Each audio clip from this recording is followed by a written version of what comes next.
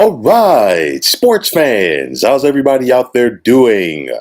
William Martin coming at you one more time here on YouTube with another edition of the 300 Pounds of Sports Knowledge Podcast. Now, it is that time of the week, folks. My key games for the upcoming weekend in the world of college football, and there are some interesting matchups this Friday and Saturday that are really going to begin the separation process, if you will. We have all of these ranked teams facing each other, a lot of jumbled up stuff at the beginning of the conference season. And now we're really going to get an opportunity to see who are the real players, if you will, for the college football playoff race. Now, beginning this Friday at the Rose Bowl in Pasadena, you're going to have the 15th ranked Washington Huskies traveling to take on the UCLA Bruins. Now, this right here is a big test for both of these teams. It's the first road game for Washington, as we've seen them take care of business all at home in Seattle. Michael Penix Jr. at quarterback, the Indiana transfer, has been extremely solid so far for UW, and now he's going into a road environment. I really can't call it a hostile environment just due to the fact that UCLA really doesn't draw that well at the Rose Bowl. So I mean, I don't expect a sellout for this contest here. I expect some people from the Seattle area to make their way down to Los Angeles for this one, but nonetheless, it's going to be far from a sellout. Running back Wayne Talapapa for the Huskies could have an impact on this game, as could wide receiver Jalen McMillan. I also look at this Huskies defense, 15 team sacks so far, with 4.5 of them coming from Braylon Price. They also have 5 interceptions as well. Now, of course, UCLA is definitely going to go tempo with DTR at quarterback, as well as running back Zach Charbonnet. And the key for UCLA, they got to run the football early and often in order to really dictate things and throw this good Washington defense off. I think this is going to be a solid affair, but I think when it's all said and done, I'm going to take the Huskies on the road by the score of 31-27.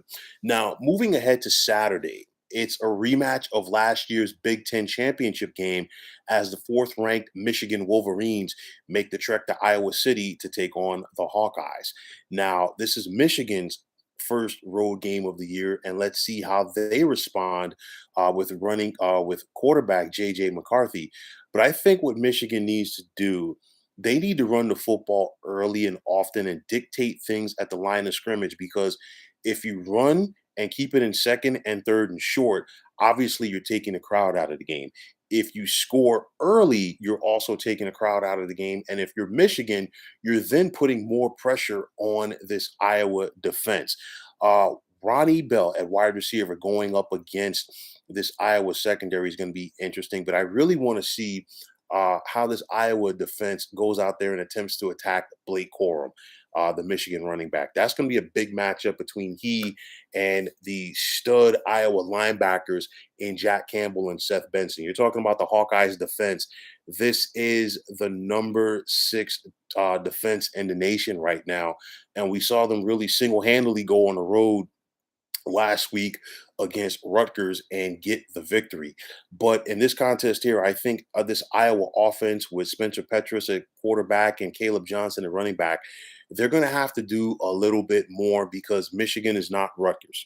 So I think Iowa's defense will keep them in the game, but I think Michigan was just going to be too much for them. Thus, I'm going to take the Wolverines on the road in this one by the score of 30-17. Now, down in the SEC, you're going to have the 7th-ranked Kentucky Wildcats traveling to take on the 14th-ranked Ole Miss Rebels. And again, separation time begins in the SEC as we're starting to see some of these ranked teams face off against each other. So you got Will Levis, a quarterback for Kentucky, and a lot of people are talking about him in regards to being a first-round pick in the 2023 draft. But for this Kentucky offense, they get a huge piece back this Saturday when Chris Rodriguez Jr. returns at running back. You still got wide receiver Tavian Robinson, but I like what Ole Miss is doing on offense right now with the USC transfer at quarterback in Jackson Dart, and of course, running back Quinshawn Judkins, as well as wide receiver Jonathan Mingo. And when you think about Lane Kiffin, you really don't think about defensive ball, but the Rebels are playing some defensive ball down there, and they already have 13 team sacks. Can they keep this Kentucky offense in second and third and long and put some pressure on Will Levis? We'll have to wait and see. This is going to be one of those old fashioned last team with the football wins type deals. And I think it's Ole Miss at home by the score of 34-30. Now, in the Big 12, you're going to have the 18th ranked Sooners of Oklahoma traveling to Fort Worth to take on the TCU Horned Frogs. And for me, how is Oklahoma going to bounce back from last week when they lost at home to then unranked K State? Dylan Gabriel has been solid at quarterback, but can he take his game to the next level in this one? There's still plenty of talent on this Oklahoma offense, and it starts with Marvin Mims Jr. at wide receiver, and of course, running back Eric Gray. Now, linebacker Danny Stutzman and this Oklahoma defense, can they slow down this TCU offense? And this is the first Big 12 game for Sonny Dykes as the head coach of TCU. You got Max Duggan, who's off to the solid start at quarterback for the Horned Frogs, as well as running back Kendre Miller. I think this is going to be a good game. I think it's going to be a solid atmosphere in Fort Worth, but I'm going to take Oklahoma on the road in this one to get back on track by the score of 38-30. Now, back in the Big Ten, you're going to have Purdue traveling to take on the 21st ranked Golden Gophers of Minnesota. And for Minnesota, how will they be able to respond after last week's road win over Michigan State? That's a big thing for me. You got Tanner Morgan, a seasoned vet at quarterback, and you also have Muhammad Ibrahim, who this guy's a stud running the football, and the Gophers have the number one defense in the nation. They got to find a way to slow down Aiden O'Connell and this Purdue offense. That's going to be the big thing. But I think Minnesota gets it done. And I think they get the 34-24 victory at home. Tyler Spencer, how's it going out there? Can't wait for the CFB season to heat up in the coming weeks. Go Bucks. You know what? I talked about this last night, and I'm going to talk about it again. And please feel free to chime in again. We're starting to get to that point where these games are meaning a little bit more. Why? Because you got the good teams facing each other, and that's what it's all about. This right here, I think, should be the expansion of the college football playoff. You don't really, in my opinion, need to go out there and expand it because to me, I think you take away from what the regular season is, and this is where we get the opportunity to see who belongs at the table and who doesn't. And this is why these games are so important. But nonetheless, I totally agree with you that the intensity is only going to ratchet up as we progress. And October is basically here. And by the time October is done, we're really going to have an idea of who the pretenders are and, of course, who the contenders are.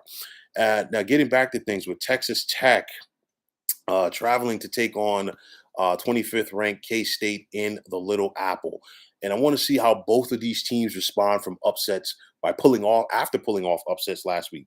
Texas Tech knocked off Texas at home, and then K State went on the road in Norman and beat up on Oklahoma. Now, quarterback Donovan Smith for the Red Raiders, he's been up and down. What's he going to do in this contest? And then you got dual threat quarterback Adrian Martinez, who was calm, cool, and collected last week for the Wildcats when they upset Oklahoma. I look in this one, I think Adrian Martinez is going to be the better quarterback, and I think K-State will feed off of their home crowd, and I think they get the 34-27 win in the Little Apple. Now, back in the Big Ten, you're going to have unranked Illinois traveling to take on unranked Wisconsin. And this is the Brett Bielema Bowl. As Brett Bielema returns to Wisconsin for the first time as a visitor. You think about the run that he had once upon a time as Wisconsin's head football coach before leaving to go to Arkansas. Things didn't work out for him there, but now he's back in the Big Ten with the Illini, and they're looking like a different team. You look at quarterback Tommy DeVito, he's been solid, and running back Chase Brown, as well as wide receiver Pat Bryant. And you know that under Bielema, you're going to have a physical team. And so far, the Illini, they have the number 5 defense in the nation, which includes 6 interceptions. But Wisconsin, they're licking their wounds after last week's beatdown at the hands of Ohio State. And you know that Braylon Allen has to be a part of this Wisconsin offense. But at the end of the day, can Graham Mertz, make some plays to the likes of Skylar Bell? That's going to be the interesting thing. I'm not sure if Wisconsin's going to do it. Illinois is a solid team, and thus I'm going to pick the Illini to go on the road in this one and get the 34-28 victory. Tyler, what's going on, my man? One of my favorite aspects of college football is that every game matters so much. Please, you're not interrupting me at all. Trust me, I appreciate the commentary, and I definitely appreciate the feedback. And I'm totally with you on that. You know, these games matter, so much. And it's just, to me, like I talked about before with the expansion of the playoff, it's all about that money grab. And I really feel that you're putting more of a focus with just 4 teams. Obviously, that's not going to stay like that forever, but you're just putting more focus on, it's not just about winning your division. It's not just about winning your conference. It's really going out there and taking care of your business. And like I've talked about it before, and I'll talk about it briefly here again right now. What it comes down to is some of the things that everybody's agreed upon. A lot of people knew that there was a possibility to get 2 SEC teams into the playoff. We've seen that a couple of times. Possibility of getting Notre Dame in there. We've seen the Irish get in there a couple of times. The possibility of getting a non-power 5 school to get to that field of 4. We saw that with Cincinnati. But it's just, everybody wants a piece of the pie. But at the end of the day, you got to go out there and earn it. And for my money, that in this playoff, you're going to have the usual suspects who we've seen consistently, and you're going to consistently see them even more. You're still going to see Alabama. You're still going to see Ohio State. You're still going to see Georgia. So, and Clemson. But everybody else needs to step their game up. And that's what, a lot of people have just not done. They just want, their piece of the pie. But to me, I really don't think they want to do everything that everybody else has been doing in order to get there. So we're going to have Oregon State traveling to Salt Lake City and Rice Eccles Stadium to take on the 12th ranked Utes of Utah. And for me, I think these are 2 teams that are talented enough to win the Pac-12. Will they do it? We got to wait and see. But for Oregon State, they had a tough loss last week at home to USC. Quarterback Chance Nolan, he's been up and down, and he's got to be up if the Beavers are going to go on the road and upset Utah on this one. Wide receiver Trayshawn Harrison needs to have a big-time game in this defense for Oregon State, which already has 6 interceptions. They got to play a part in it as well. But for Utah, they're looking very good. They're back on track following that week 1 loss on the road to Florida. Cam Rising and this offense, they're in rhythm. No more Brent Keithy at tight end. That's big right there. He's out for the season with the injury, but you still got the other solid tight end in Dalton Kincaid. And because of that, I think Utah clicks on all cylinders and gets the 34-23 victory at home. Now, a big one that a lot of people are talking about and a lot of people are focusing on. You got the second-ranked Alabama Crimson Tide traveling to Fayetteville to take on Arkansas. And things are starting to heat up in the SEC West because you got a lot of talented teams over there. But of course, you can run, but you can't hide. In this case, nobody's really hiding because you got to face each other. So it's kind of been there, done that for Alabama. They're up for these big games. They know what to expect. And as a young kid, when you go to play ball for Alabama and Nick Saban, you're going to be put in these marquee games every single week. Bryce Young has been solid for the Crimson Tide at quarterback, and he knows what to do in hostile environments like he's going to face on Saturday. And you got running back Jace McClellan, wide receiver Trayshawn Holden. But then this Alabama defense, they're number 1 in the nation. They know how to get after you. 12 sacks with 4.5 of those coming from Will Anderson. But for me, they have to find a way, Alabama does, to contain Arkansas quarterback KJ Jefferson. Keep him in that pocket.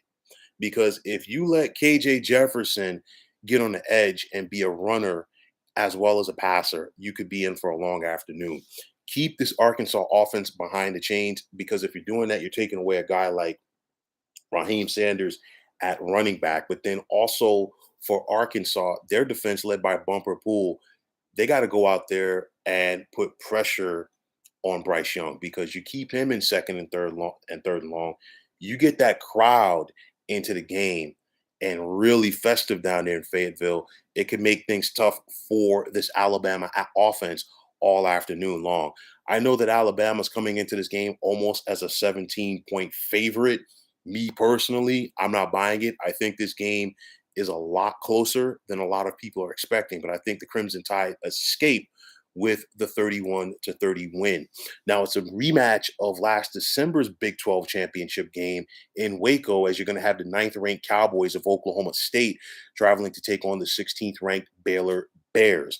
Now, I think this game comes down to which team runs the football effectively and who turns the football over the least, because I think we're going to see solid defense from both of these teams. So I'm putting it on the running backs. Dominic Richardson for Oklahoma State, and then Richard Reese for Baylor. And then, of course, the quarterback, Spencer Sanders for Oklahoma State and Blake Shapen for Baylor. Who's going to do the better job of taking care of the football in this one? I think the Bears do it.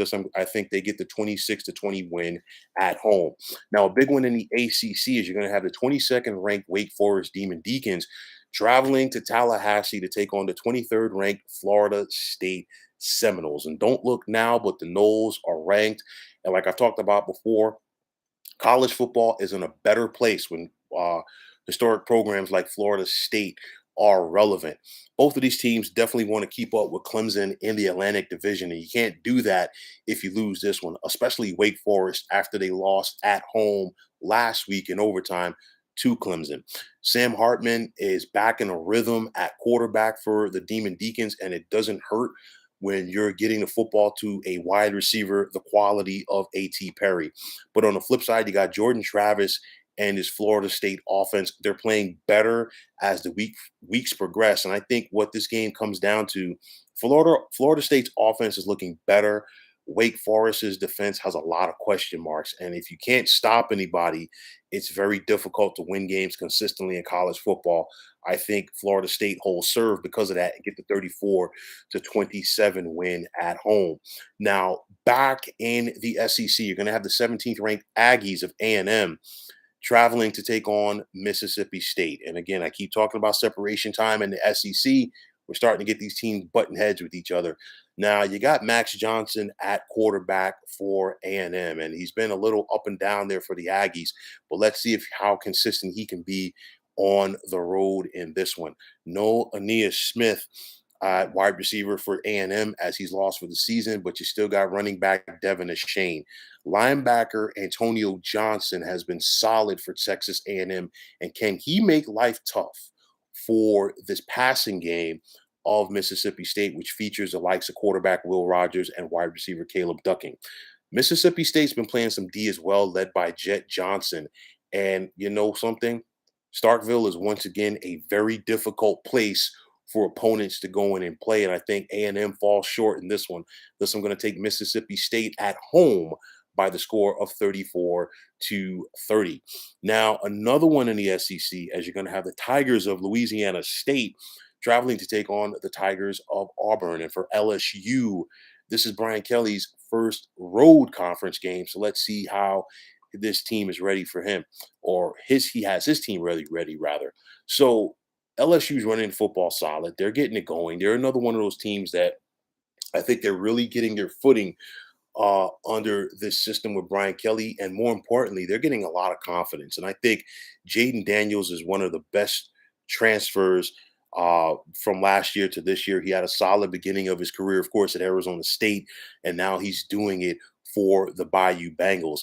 Also, Malik Neighbors, he got a lot of flack after the two muff punts in the loss to Florida State, but this kid has bounced back and he's been a solid receiver for LSU. And I think he can have a solid game Saturday night for the Tigers. On the flip side for Auburn, hasn't been a good start for quarterback TJ Finley, but the Tigers of Auburn are going to rely on their running game with Tank Bigsby and as well as their defense with linebacker Cam Riley. This is a scenario we've already seen Auburn get dominated at home by Penn State. And in this contest right here, if they were to lose, you're going to have a lot of people, calling for Brian Harsin to be removed sooner rather than later as the old ball coach at Auburn. I think it happens, and I think LSU goes on the road for the 30-24 victory. And finally, on Saturday night in Death Valley, you're going to have the fifth-ranked Tigers of Clemson hosting the 10th-ranked Wolfpack of NC State. And this is a golden opportunity for NC State to really show what they're made of in order to try to find a way to get past Clemson in order to potentially get to that ACC championship game. How do you do it? How do you go on the road and get a win in this one if you're the Wolfpack? Devin Leary at quarterback needs to have a solid game, as well as running back Demi Sumo Karnbe. But you look at this Clemson team, DJU, he got a lot of flack last year. He's getting a little bit better game by game, and more importantly, he's getting confidence, and he's back there in that pocket, and he looks like a different player than he was this time of the year last year. I think Will Shipley has a big time impact for Clemson in this game offensively as well, as does wide receiver Bo Collins. It's not going to be a dominating win for Clemson because NC State is a good football team. I think this game comes down to being decided late in the fourth quarter, but when it's all said and done, I'm going to take the Tigers to prevail at home by the score of 37-30. So, folks, those are my key picks for my key games, for this upcoming weekend in the world of college football. And as always, I want to take this time out to thank you for tuning into the 300 Pounds of Sports Knowledge podcast here on YouTube. Definitely appreciate comments from Tyler Spencer tonight. Tyler, definitely appreciate you, chiming in. If you can, if you're still there, definitely tell me which game or games that you're looking forward to this Saturday, and what you think your outcome of that game or games will be yourself. Now, also, folks, if you're on Twitter, please feel free to follow me at 300 Pounds of Sports. And like I always say, if you follow me, it will be my pleasure to follow you right back. There's also the sports discussion group on Facebook at the Sports Depot 365. You can check it out. Drop a line and be a part of one of the better sports debating sites going on social media. If you like what you listen to tonight, please feel free to hit the like button as well as the subscribe button on the channel. The love is always appreciated. So once again, fine folks, my name is William Martin. I am signing off. And thanks once again for tuning into the 300 Pounds of Sports Knowledge podcast here on YouTube.